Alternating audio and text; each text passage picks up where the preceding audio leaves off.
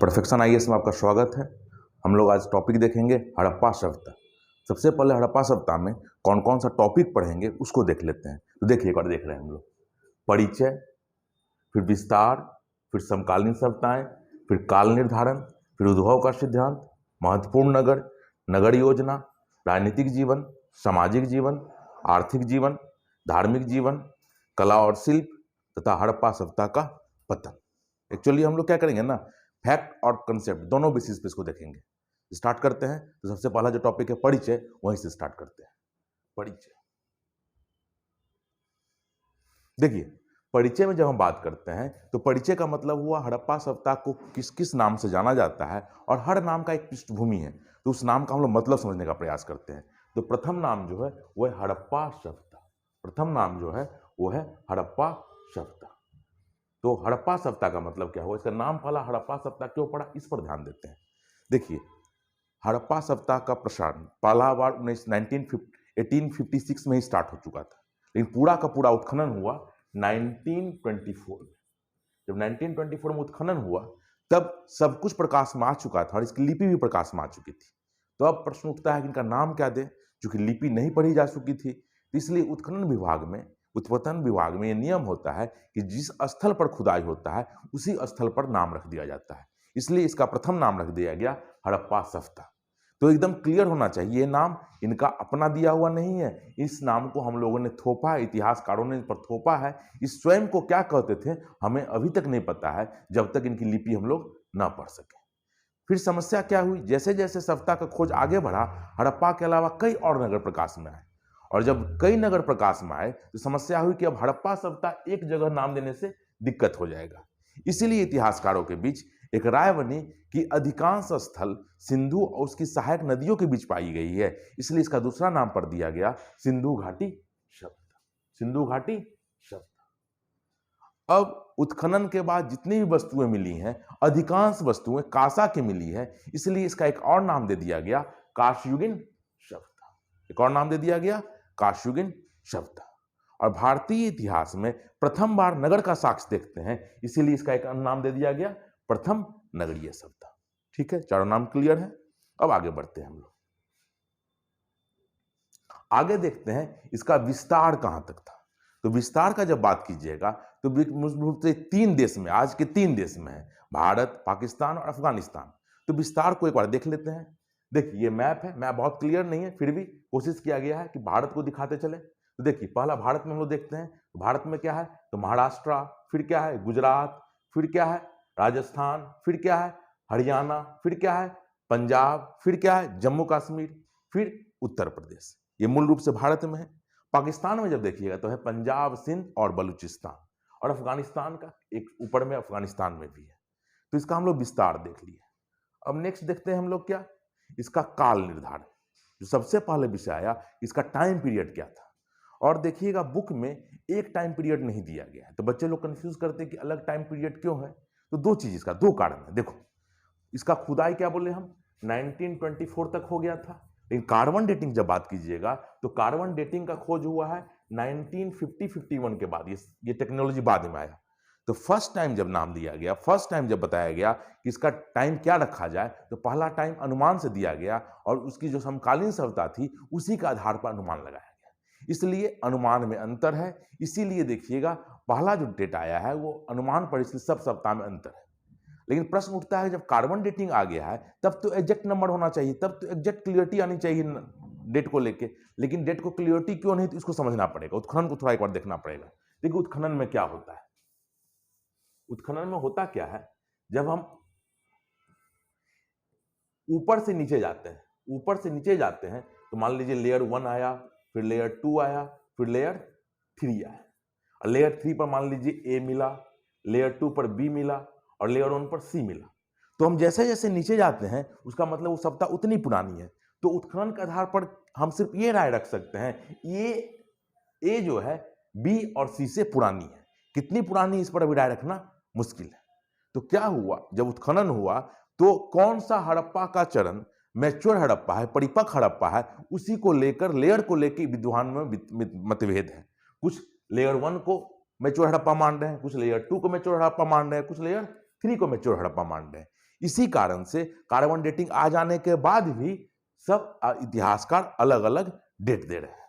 ठीक है, तो एक सर्वमान्य डेट क्या है जो एनसीईआरटी हमको प्रीफर करवाती है, वो क्या है 2350 से 1750, क्योंकि इस डेट को लेकर अधिकांश विद्वान एक मत हैं। तो एग्जाम में जब भी पूछेगा तो हम लोग एनसीईआरटी का जो डेटा है उसी को यूज करेंगे। ठीक है, अब आगे आते हैं। अब आते हैं, जब उत्खनन हुआ तो सबसे प्रश्न उठा कि ये सत्ता उद्भव कैसे आई, ये सत्ता प्रकाश में आई कैसे। तो उद्भव को लेके 2 सिद्धांत दिया गया है। एक सिद्धांत का नाम है विसरणवादी सिद्धांत और दूसरे का नाम है क्रमिक उत्थान का सिद्धांत। तो इसको समझ लेते हैं, उद्भव जानना बहुत जरूरी है। देखिए, जिस समय उत्खनन हुआ था वो था 1924 का एज। उससे पहले भारत में मास मूवमेंट चल चुका था गांधी जी के नेतृत्व में। गांधी जी के नेतृत्व में आप लोग पढ़े होंगे, असहयोग आंदोलन और खिलाफत आंदोलन। तो यह विसरणवादी जो सिद्धांत है यह पूर्ण रूप से साम्राज्यवादी नीति को ध्यान में रखकर बनाया गया था। इसमें कहा गया कि हड़प्पा सभ्यता का निर्माता भारत के लोग नहीं थे। ये सभ्यता का मूल पश्चिम एशिया में था और पश्चिम एशिया में जब नगरीकरण अपने चरमोत्कर्ष पर पहुंचा तो वहीं से नगरीकरण के तत्व भारत में विसरण विधि द्वारा आए। मतलब वो भारतीय को इसका श्रेय नहीं देना चाहते हैं, उनका श्रेय था कि पश्चिम से ये सभ्यता पश्चिम से आई है। लेकिन शुरू में तो ये सिद्धांत चला, लेकिन अब इस सिद्धांत पर प्रश्न चिन्ह लग गया है। जैसे इसका कारण क्या है, कई मूलभूत अंतर दोनों सभ्यताओं में, जैसे जैसे रिसर्च बढ़ा वैसे वैसे सभ्यता, पश्चिमी सभ्यता और हड़प्पा सभ्यता में कई मूलभूत अंतर नजर आए। जैसे हम लोग देख लेते क्या क्या अंतर आया। तो सबसे पहला जो अंतर आया वो आया नगर योजना को लेकर। पहला जो अंतर आया वो आया नगर योजना को लेकर। नगर योजना का मतलब क्या है, हड़प्पा सभ्यता की जो नगर योजना है बहुत उत्कृष्ट कोटि की है, जबकि मेसोपोटामिया और मिस्र की सभ्यता की नगर योजना उतनी अच्छी नहीं है। दूसरा हम देखते हैं तो राजनीतिक जीवन, राजनीतिक परिवेश देखते हैं। तो राजनीतिक परिवेश में जब देखते हैं तो जहां मेसोपोटामिया में देखते हैं पुरोहितों का शासन था, जहां मिस्र में देखते हैं एक सशक्त राजतंत्र था, लेकिन भारत में, मेसोपोटामिया में और जब भारत से कंपेयर करते हैं, हड़प्पा से कंपेयर करते हैं, तो हड़प्पा में राजनीतिक जीवन को लेके अभी भी द्वंद्व की स्थिति बनी हुई है, इसलिए राजनीतिक जीवन में भी अंतर था। फिर जब देखिएगा सामाजिक जीवन, जब देखिएगा तो सामाजिक जीवन के साथ साथ उनकी धार्मिक मान्यताओं में भी अंतर था, इन मूलभूत तथ्यों के आधार। और एक सबसे बड़ा अंतर था लिपि पर। तो साम्राज्यवादी हित को ध्यान में रखने पर इस पर भारतीय इतिहासकारों ने जब रिसर्च किया तो प्रश्न लगाया कि जब इतना अंतर है तो कैसे उससे प्रेरित माना जा सकता है। इसलिए इस सिद्धांत को अमान्य घोषित कर दिया गया। इस सिद्धांत को अमान्य घोषित कर दिया गया। तो फिर उत्खनन को लेके, उद्भव को लेके एक नया सिद्धांत आया, वो है क्रमिक उत्थान का सिद्धांत। तो हम लोग क्रमिक उत्थान के सिद्धांत को देख लेते हैं एक बार। देखिए, क्रमिक उत्थान का सिद्धांत क्या है। क्रमिक उत्थान के सिद्धांत के तहत कहा क्या जाता है, हड़प्पा सभ्यता सहसा प्रकट नहीं, किसी पश्चिम की देन नहीं है, जैसा ब्रिटिशर्स ने साबित करने का प्रयास किया था। ये बोले क्रमिक उत्पन्न हुआ। क्रमिक उत्पन्न का मतलब क्या हुआ, पहले पशुपालन आया, फिर कृषि आई, और कृषि में जब अधिशेष उत्पन्न हुआ, जब कृषि में अधिशेष उत्पन्न हुआ तब नगरीकरण की ओर सभ्यता बढ़ी। तो पहले अधिशेष का मतलब समझ लेते हैं। कृषि में अधिशेष का मतलब क्या होता है। देखिए, कृषि में अधिशेष का मतलब क्या होता है, अगर 60 लोग 100 लोगों का अनाज उपजा रहे हैं तो 40 लोगों के लिए एक्स्ट्रा उपजा रहे हैं, वही 40 लोग का जो एक्स्ट्रा उपजाया वही हुआ अधिशेष। तो अधिशेष कहीं ना कहीं हर सभ्यता को जन्म देता है, और इसको हम समझ लें तो पूरा एंशिएंट हिस्ट्री यहां से क्लियर हो जाएगा। इसको ऐसे समझते हैं, देखिए इस अधिशेष ने क्या चीज को जन्म दिया, तो इस अधिशेष के कारण क्या क्या हुआ, तो इसको देखिए। इस अधिशेष के कारण सर्वप्रथम क्या हुआ, तो व्यापार बढ़ा। इस अधिशेष के कारण क्या हुआ, तो व्यापार बढ़ा। अब व्यापार बढ़ेगा तो स्वाभाविक है, व्यापार बढ़ने के साथ जैसे ही जैसे व्यापार बहुत तेजी से बढ़ेगा तो इसके लेखा जोखा के लिए कुछ चाहिए, इसके डेटा के लिए कुछ चाहिए, तो व्यापार क्या हो जाएगा, वाणिज्य से जुड़ जाएगा। वाणिज्य और व्यापार में क्या संबंध है, तो व्यापार में हम लोग सामान बेचते हैं और वाणिज्य में बेचे हुए सामान का हिसाब किताब रखते हैं, कितना पैसा आया कितना नहीं, वही वाणिज्य है। तो इस अधिशेष ने व्यापार को जन्म दिया, व्यापार ने वाणिज्य को जन्म दिया, और वाणिज्य तभी संभव है जब लिपि आए, जब लिपि आए। तो अधिशेष के कारण पहला चीज जो आया वो क्या है, व्यापार आया, व्यापार ने वाणिज्य को जन्म दिया, वाणिज्य ने लिपि को जन्म दिया, नहीं तो वाणिज्य संभव नहीं था। अब दूसरा चीज देखिए, दूसरा क्या आया, इस अधिशेष के कारण, इस अधिशेष के कारण, इस अधिशेष के कारण हमें क्या मिला, तो एक नगर मिला, नगर सभ्यता का विकास हुआ, क्योंकि अधिशेष के कारण नगर के वो लोग बाहर रहेंगे, और नगरीय सभ्यता जब आएगी तो इसका एक अलग समाज बनेगा। तो अधिशेष के कारण नगर भी बन रहा है, बिना अधिशेष के नगर संभव नहीं, ठीक है। और जो तीसरा चीज आया वो क्या आया, जैसे जैसे अधिशेष बढ़ा वैसे वैसे क्या चीजें आई, तो अधिशेष के बाद जो सबसे चीजें आई वो आई अधिशेष पर कर प्रणाली।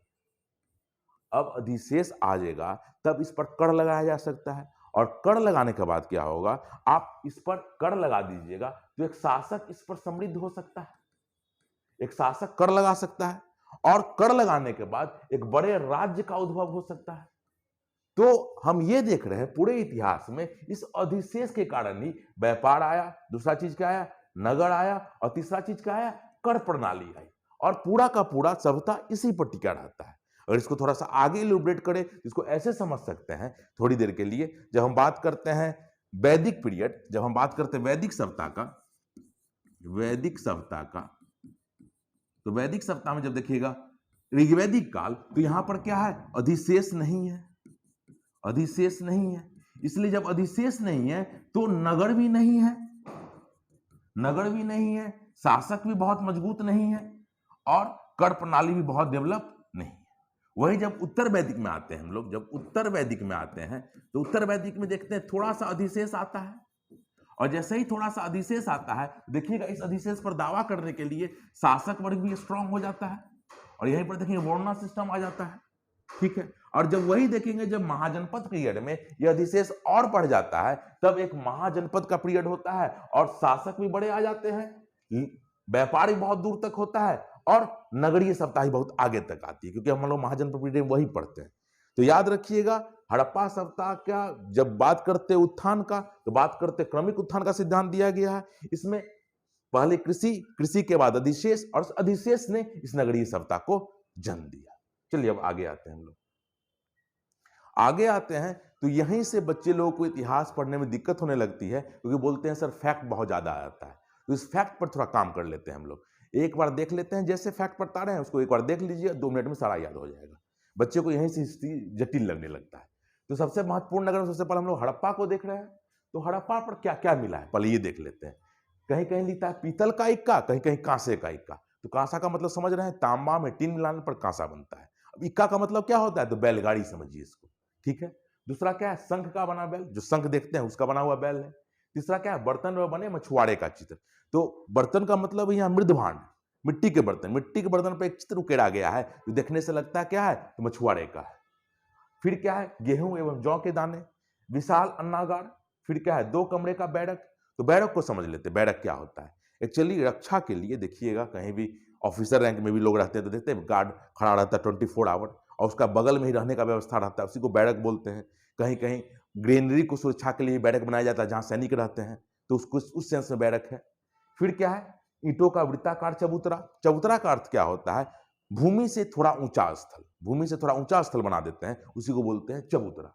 फिर क्या है, R37 कब्रिस्तान। अब इतना फैक्ट को याद कैसे रखें, दिक्कत यहां है। तो देखिए केवल एक चीज याद रखिएगा ना, पीतल का इक्का सिर्फ याद रखिएगा तो सब याद रहेगा। पीतल का इक्का मतलब क्या है, बैलगाड़ी टाइप का कुछ। तो देखो एक डायग्राम हम बना लेते हैं, इसको बोल देते हैं पीतल का इक्का, पीतल का इक्का, याद हो गया। अब इक्का है तो इसको चलाने के लिए कुछ चाहिए, कुछ ना कुछ तो चलाने के लिए चाहिए। तो चलाने के लिए कौन चाहिए, इसको बैल चाहिए, ठीक है। बैल तो ऑटोमेटिक नहीं चलेगा, उसको डायरेक्शन देने वाला चाहिए। तो डायरेक्शन देने के लिए कौन चाहिए, तो डायरेक्शन के लिए देखो कौन चाहिए, तो बर्तन पर बना मछुआरा, इसको डायरेक्शन दे रहा है, बर्तन बना मछुआरा डायरेक्शन दे रहा है। अब ये खाली तो नहीं घूमेगा, कुछ डालेगा इस पर। तो क्या डाल रहा है, तो देखिए क्या डाल रहा है, गेहूं और जौ के दाने, गेहूं और जौ के दाने। स्वाभाविक है, क्या है, अन्न है और अनाज है, तो अनाज रखा कहां जाएगा, अन्नागार में। तो अन्नागार में ले लेते हैं, एक विशाल अन्नागार यहां बना लेते हैं, ठीक है। अब अन्नागार की रक्षा के लिए क्या है, तो अन्नागार की रक्षा के लिए क्या है, तो अन्नागार की रक्षा के लिए 2 कमरे का बैरक है, ठीक है। अब इसमें अन्नागार डालेगा तो अन्न कहां डालेगा, सीधा अन्नागार में तो नहीं घुसाएगा, कहीं उतारेगा। तो उतारेगा कहां, तो देखो कहां उतारेगा, वृत्ताकार चबूतरा पर उतारेगा। ठीक है, इतना काम किया तो वो मर गया, इसको दफना कहां दिया गया? R37 कब्रिस्तान। एक बार फिर से बोल रहे हैं, एक बार देख लीजिए, तुरंत याद रहेगा। केवल याद क्या रखना है आपको? कांसे का इक्का। अगर कांसे का इक्का याद है तो देखिए, कांसे का इक्का। चलाने के क्या चाहिए? संख का बना बैल। इसको चलाने के कौन चाहिए? तो बर्तन बने मछुआरे का चित्र। लदा हुआ क्या है इस पर? गेहूं और जौ। डालेगा कहां? विशाल अन्नागार में। अन्नागार की सुरक्षा के लिए क्या है? 2 कमरे का बैरक। और अनाज उतारेगा कहां? वृत्ताकार चबूतरा पर। और अंततः ये मछुआरा मर गया तो दफना दिया कहां गया? R37 कब्रिस्तान। तो ये 8-10 फैक्ट जो है वो अगर ऐसे एक बार देखिएगा, पीतल का इक्का याद रहेगा और उसी में सब कुछ जोड़ते चले जाइएगा तो आपको याद रहेगा। चलिए हम लोग नेक्स्ट में आते हैं। नेक्स्ट आइए, नेक्स्ट है आपका मोहनजोदड़ो। देखिए मोहनजोदड़ो बोर्ड पर स्पेलिंग मिस्टेक हो गया तो उसको हम सीधा कर दिए हैं मोहनजोदड़ो। तो मोहनजोदड़ो में भी फिर देखिए 8-10 फैक्ट है, तो याद कैसे रखे? तो केवल एक याद रखना है हमको। याद क्या रखना है? पुजारी की मूर्ति। याद क्या रखना है हमको? पुजारी की मूर्ति। देखो क्या याद रखेंगे? पुजारी, केवल ये याद रखेंगे पुजारी। अब पुजारी का काम क्या है? पूजा कराना। तो पूजा क्या, सही सुत उठ के तो नहीं जाता, लोग पूजा करा देता है। उसके लिए क्या है? नहाना पड़ता है। तो नहाने के लिए कहाँ जाएगा ये? देखिए आ गया विशाल स्नानागार। स्नानागार आ गया। और स्नानागार में नहाएगा कैसे? तो कुछ बर्तन तो चाहिए। तो उस समय मिट्टी का बर्तन है तो क्या आ जाएगा? कुम्हार का भट्ठा। भट्ठा का मतलब होता है जहां कुम्हार मिट्टी के बर्तन को पकाता है, कुम्हार का भट्ठा। अब नहा के निकला तो क्या पहनता है वो? नहा के निकलेगा तो क्या पहनेगा वो? पहनेगा सूती कपड़ा पहनेगा। ठीक है, और सूती कपड़ा रखा कहां गया है? तो गीली मिट्टी पर रखा हुआ है। तो गीली मिट्टी पर से जब कपड़ा उठाइएगा कपड़ा का निशान बन जाएगा, इसलिए क्या है? गीली मिट्टी पर कपड़े का निशान। अब पूजा किसको कर रहा है? तो पहला कर रहा है मातृ देवी को, और दूसरा पूजा किसका कर रहा है? पशुपति का। ठीक है, फिर से एक बार बोल रहे हैं, पुजारी। पुजारी क्या करेगा? तो पहले नहाएगा तो स्नानागार। नहाएगा तो स्नानागार कैसे नहाएगा? तो कुंभकार का भट्टा, बर्तन के लिए कुंभकार का भट्टा। फिर नहा के निकला तो कौन सा कपड़ा पहनेगा? सूती कपड़ा। सूती कपड़ा रखा कहां गया है? गीली मिट्टी पर। तो गीली मिट्टी पर कपड़े का निशान। फिर क्या है? पूजा कर रहा है। किसका पूजा कर रहा है? मातृ देवी का। फिर किसका पूजा कर रहा है? पशुपति का। ठीक है, फिर जब पूजा कर लिया तो इसको कहां जाना है? महाविद्यालय भवन। कहां जाना है इसको? महाविद्यालय भवन। जाना कहां है इसको? महाविद्यालय भवन। तो महाविद्यालय भवन जाएगा कैसे? हाथी से। तो हाथी से याद रहेगा, हाथी का कपाल खंड। और जहां क्यों रहा है? तो वहां समारोह है जिसमें कांसे की नर्तकी का नृत्य। केवल नर्तकी याद रहेगा। तो कैसी नर्तकी है? कांसे की नर्तकी है। तो अगर आप केवल पुजारी याद रखेंगे तो सब याद रहेगा, जुड़ा हुआ मिलेगा। पुजारी, फिर क्या है? कुंभकार का भट्ठा, फिर क्या है? विशाल स्नानागार, फिर क्या है? सूती कपड़ा, फिर सूती कपड़े पर क्या है? गीली मिट्टी पर कपड़े का निशान, फिर क्या है? मातृ देवी की मूर्ति, फिर क्या है? पशुपति, फिर क्या है? महाविद्यालय भवन, फिर क्या है? हाथी का कपाल खंड, फिर क्या है? तो कांसे की नर्तकी। चलिए नेक्स्ट टॉपिक में आते हैं, नेक्स्ट देखते हैं साइड। अब चाहुंदरो, अगला जो टॉपिक है वो क्या है? चाहुंदरो। अब चाहुंदरो में देखेंगे तो चाहुंदरो में हम लोग क्या देखेंगे? तो एक ही चीज याद रखना चाहुंदरो में क्या है? यहाँ के निवासी कारीगर थे। कारीगर, कारीगर मतलब कलाकारी का चीज बनाने वाले, कारीगर उसी को सेंस बोलते हैं, शिल्पी बोलते हैं। तो देखिएगा जितना भी चीज बना है ना, कारीगरी का बना हुआ है। तो क्या है? पहला क्या बना? मनका बनाने का कारखाना। तो मनका का मतलब होता है जैसे मोती होता है ना, तो हड़प्पा सभ्यता में मोती नहीं, मुलायम पत्थर था सिलखड़ी, उसी को गोल शेप दे दिया जाता था, उसी से मोती बनता था, उसी को बोला जाता है मनका। तो मनका बनाने का कारखाना। फिर क्या है? दवात का पात्र, इंक पॉट जो पढ़ते हैं आप लोग, वही दवात का पात्र। फिर क्या है? लिपस्टिक का साक्ष। फिर क्या है? खिलौने। फिर अलंकृत हाथी। अलंकृत हाथी का मतलब है एक ऐसा खिलौना है जो हाथी का है, जो इतना बढ़िया सजाया हुआ है, इसी को बोलते हैं अलंकृत, संस्कृत में बोलते हैं अलंकृत। उसी को सजाया हुआ खिलौना को बोलते हैं अलंकृत हाथी। फिर क्या है? कुत्ते एवं बिल्ली के पद चिन्ह, वो कहाँ मिले हैं? तो वक्राकार ईंट पर मिले हैं। तो देखिए केवल याद रखिए कारीगर है, तो कारीगर में क्या याद रहेगा? कारीगरी में क्या क्या बनता है? पहले मनका, फिर क्या है? दवात, फिर क्या है? लिपस्टिक, की तो याद रहता ही है लोगों को। लिपस्टिक का क्या है? खिलौने।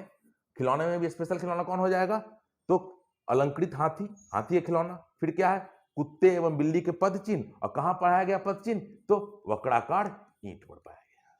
ठीक है, आइए नेक्स्ट में आते हैं। नेक्स्ट आते हैं कालीबंगा। देखिए कालीबंगा थोड़ा स्पेलिंग मिस्टेक हो गई, इसलिए बोर्ड पर कालीबंगा हम कर दिए। ठीक है, अब देखिए कालीबंगा में क्या है। तो कालीबंगा में थोड़ा समझना होगा क्या, यहाँ पर पहला चीज समझना होगा हमको कि कालीबंगा में क्या समझना होगा। तो देखिएगा यहाँ पर दो चीज निकला है, यहाँ से प्राक हड़प्पा और हड़प्पा कालीन, दोनों चरणों के साक्ष्य मिले हैं।